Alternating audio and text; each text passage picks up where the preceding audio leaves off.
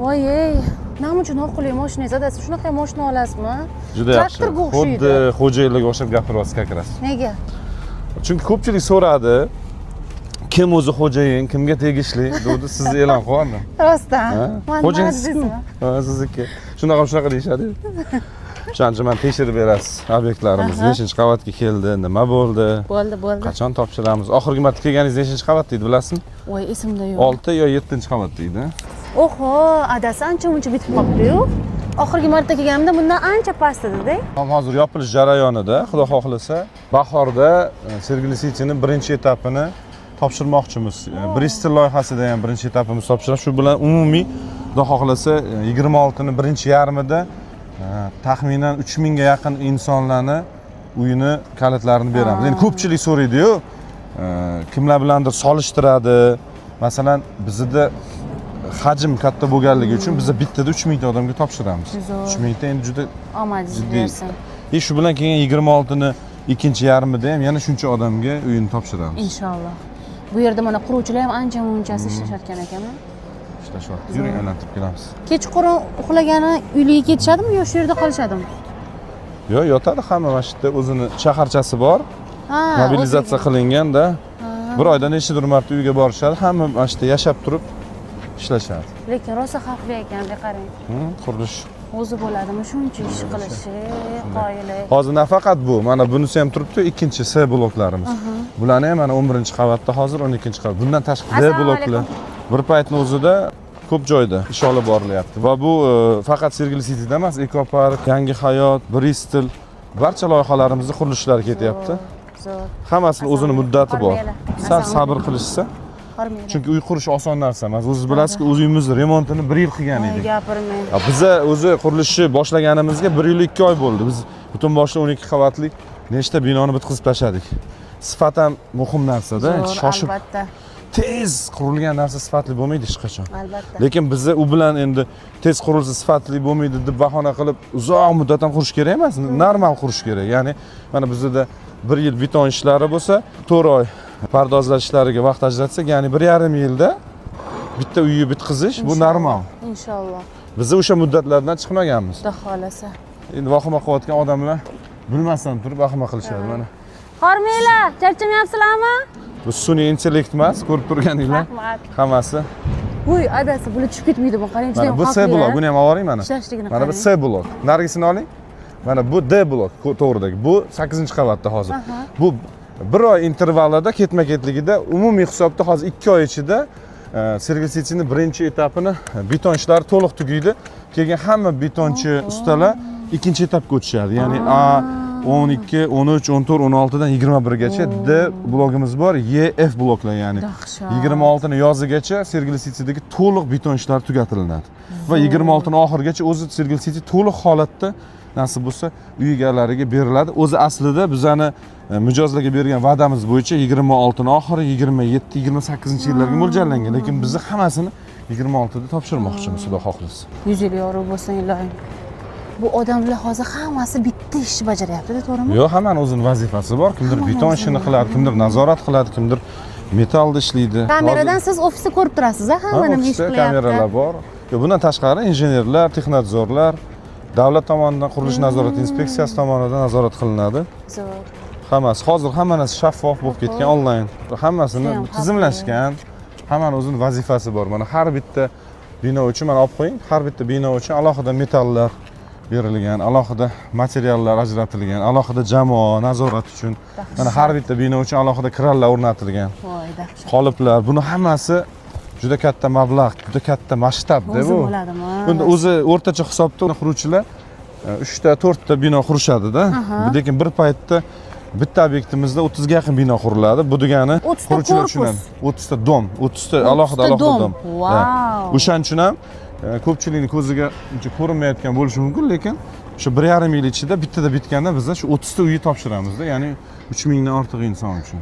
Oysi o'tgan safar kelganingizni bilasiz, men bu dom 3-qavat deydi. Sanang mana 1, 2, 3, 4, 5, 6, 7, 8, 9, 10, 11-qavatda. Ya'ni 12 qavat bo'lsa bitta hisob. Ya'ni 1,5 oy ichida 1,5 oy ichida почти 10 qavat qurilgan. Dahshat. Oyiga 5 qavatdan. Nega bo'lmasam odamlar bitmayapti, duvoqma qilib gap so'z. Odamlar emas. Endi ayrim odamlar, lekin asosan normal insonlar tushunib ko'rib turibdi yoki mijozlar kelib ko'rib, ekskursiyalarga kelib, endi internet tarmoqlarida vahima qilishganiga kimlardir vahimaga tushgan bo'lishi mumkin. Bizda oldinda hattoki. Qarang, krossovkamni kech olgandim. Qurilishingizda rasmos chiqib ketdi. Yangi olasiz.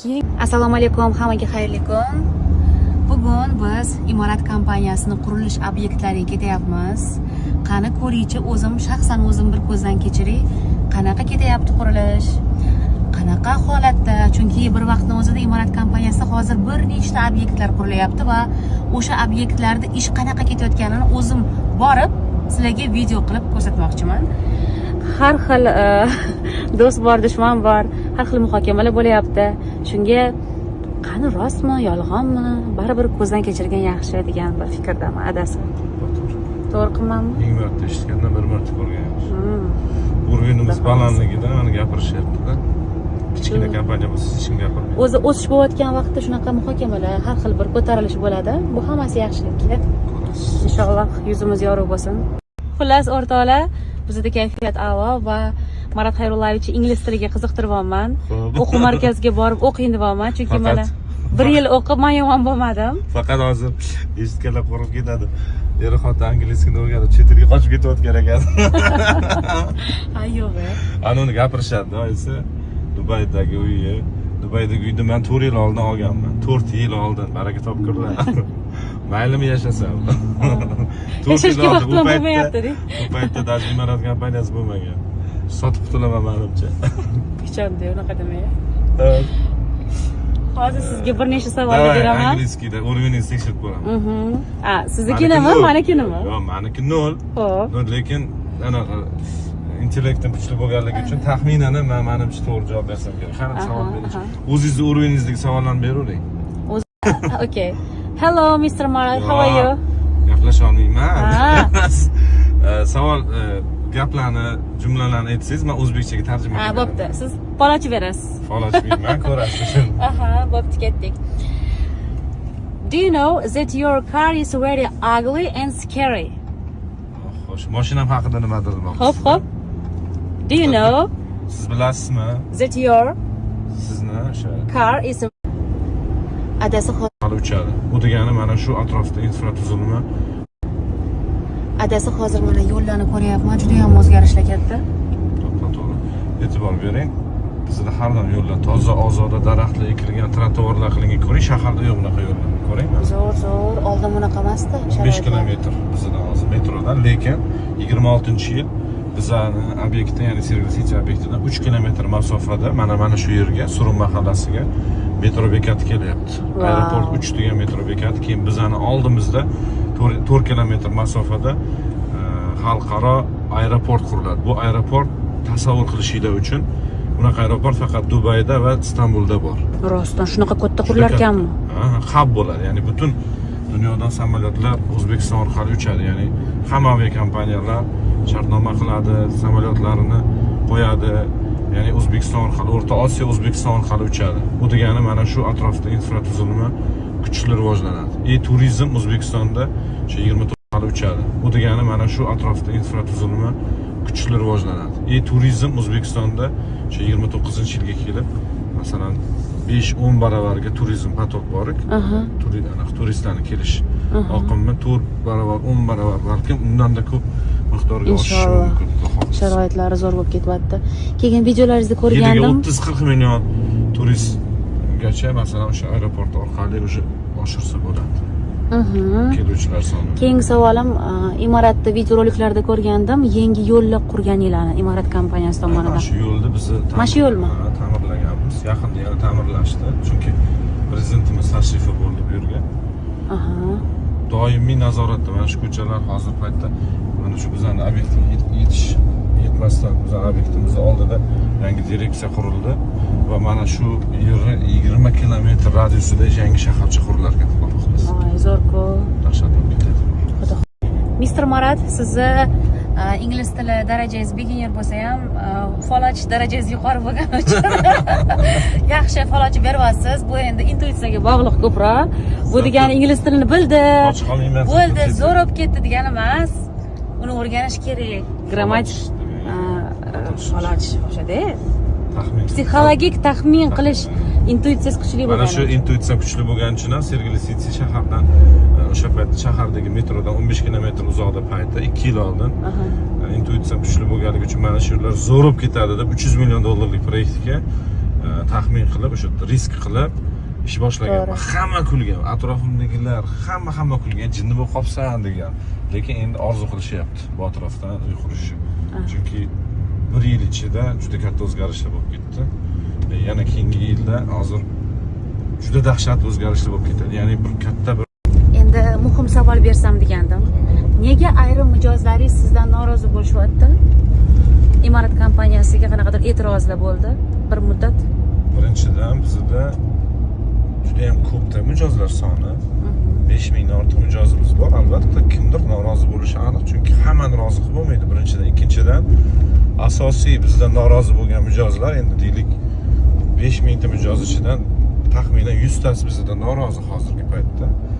Lekin ushbu 100 ta inson aslida bizni oldimizdagi moliyaviy majburiyatlarni bajarmagan insonlar, ya'ni uy olishga olib qo'yib oylik to'lovlardan qarz bo'lib ketgan. Biz qarzni to'lashlarini iltimos qilib qo'ng'iroq qilsak, bog'lansak, bizga o'sha internetdagi gaplarni bahona qilib, sizlar haqiqatda mana bunaqa deyishyapti, bunaqa deyishyapti deb turib pullarini to'lashmagan.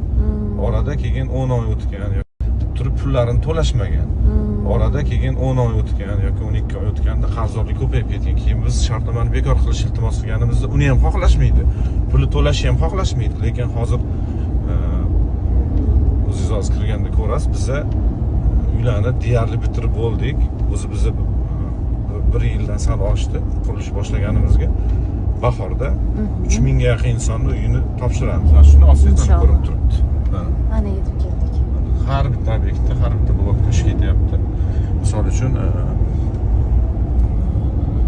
ya'ni o'zini majburiyatlarini bajarmaslik uchun bahona qidirgan insonlar. Lekin yana qaysidir toifadagi noroziroq insonlar bo'lishi mumkin. Bular aynan mana shu internetdagi tuhmatlarni eshitib ishonib o'sha narsaga, lekin men bilan ko'rishgandan keyin yoki obyektimizga kelib sayohat qilgandan keyin albatta to'g'ri bilan noto'g'rini farqiga bora oladigan insonlar. Obyektimizni hujjatlariga keladigan bo'lsa, shuni olib mana videoga. Obyektimizni hujjatlariga keladigan bo'lsa, shuni olib mana videoga. Mana har bitta loyihamizni ko'cha qismida mana shunaqangi planshet turadi. Yonida QR kodi bor, o'ng tomonda ko'ryapsiz, o'ng tomonda. Tushundim. Ana shu QR kod orqali xohlagan inson obyektimizga kirmasdan turib ham barcha loyihamizga tegishli ruxsatnomalarni onlayn ko'chirib olishlari mumkin. Ya'ni gapirishga ham, nimanidir oqlashga ham anaqa yo'q. Hojat yo'q. Hojati yo'q, chunki har bitta loyiha biz kattaxona qurmayapmiz. Bitta narsada o'zingizlar bir fikr qilinglar. Qanday qilib biz ruxsati yo'q joyni quramiz? Kim ruxsat beradi? Kim qo'yib qo'yadi? Hozir hovlingizni ko'cha tomoniga bitta konditsioner ilsangiz ham yoki bitta anaqa skameyka qo'yib qo'ysangiz yoki bitta restoranni ko'cha tomoniga bitta stol qo'ysangiz, mana Roma pizzada qanaqa bo'ladi? Ruxsatsiz ko'chaga bitta stol qo'ysangiz, kelib oldirib tashlashadi-yu, siz bitta 12 qavatli, 16 qavatli katta shaharcha qurasiz ekan. O'zingizlar bir fikr qilinglar. Qanday qilib biz ruxsati yo'q joyni quramiz? Kim ruxsat beradi? Kim qo'yib qo'yadi? Hozir hovlingizni ko'cha tomoniga bitta konditsioner ilsangiz ham yoki bitta anaqa skameyka qo'yib qo'ysangiz yoki bitta restoranni ko'cha tomoniga bitta stol qo'ysangiz, mana Roma pizzada qanaqa bo'ladi? Ruxsatsiz ko'chaga bitta stol qo'ysangiz, kelib oldirib tashlashadi-yu, siz bitta 12 qavatli, 16 qavatli katta shaharcha qurasiz ekan, sizga qo'yib qo'yishadimi? Hamma hujjatlar bor, hamma narsa bor. Intriga qilishyapti. Sabablari o'sha aybimiz o'sha mijozlarimiz ko'p bo'lganligi, ko'p insonlarga arzon uy-joylar qilib berganimiz uchun ko'pchilikka yoqmayapti. Lekin bu men uchun bir tiyin, chunki men maqsadimda davom etaman, chunki biz davlat bilan ishlaymiz, jurnalistlar bilan emas. Hukumat xabardor, hamma hujjatlarimiz bor, bizani qo'llab-quvvatlashyapti va tez kunda topshiramiz. Inshaalloh, yuzingiz yorug' bo'lsin. adasi bu yerdagi hamma temir tersaklarni ko'ryapman-da. Bu yana davom etadi qavatlar. Ish tugamagan deganimi shunda? Shunaqa degani va o'zi aslida bu temir tersaklar binoni ko'tarib turuvchi ustunlar. Mana har bitta bankdan chiqib turibdi, qarang. Mana shu temirdan qilingan karkas va unga o'rnatilgan qoliplar mana mustahkam metal qoliplar.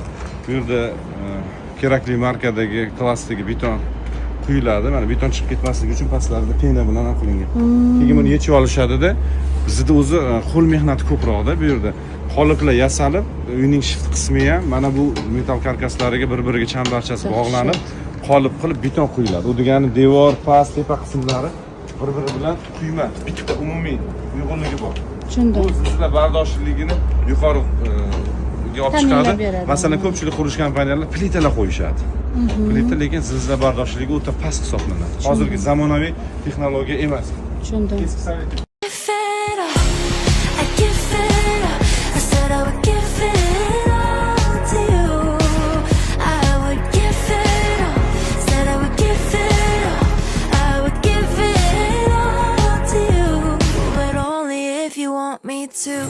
O'rtoqlar, atrofga qaranglar. Вообще chiroyli. Naqadar go'zal.